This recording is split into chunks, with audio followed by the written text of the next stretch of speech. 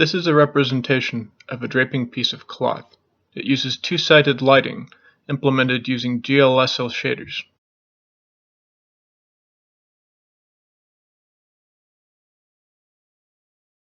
The cloth is represented by a series of particles connected by a grid of springs.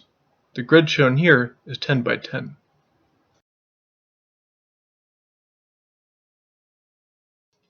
This is an explicit implementation using Ford-Euler integration. It has a 10 by 10 grid of springs. This is an explicit implementation using a 40 by 40 grid. The time step is decreased for stability, but more iterations are done per rendered frame. This is an implicit implementation using backwards Euler integration. This means it solves a system of equations to find changes in velocity. The grid is 10 by 10. This is what the implicit implementation looks like with the 40 by 40 grid.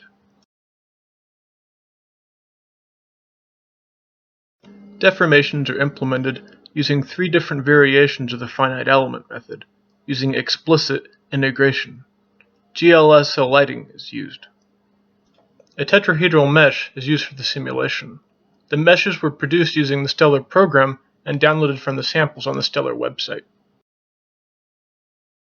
This is Deformations using Method 1 by Fedku et al. This is Deformations using Method 2 by O'Brien et al. This is Deformations using Method 3 by Volino et al.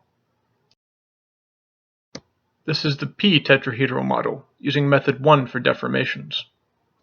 This is a much larger model, the Dragon model. Stiffer constants were needed in order to handle the larger size.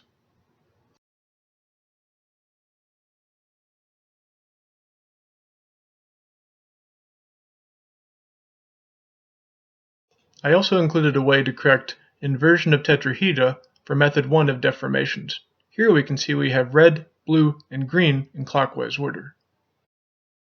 This color ordering tells us the inversion state of the tetrahedra.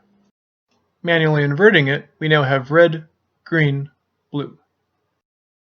Unpausing the animation, the inversion correction flips it again, giving red, blue, green again.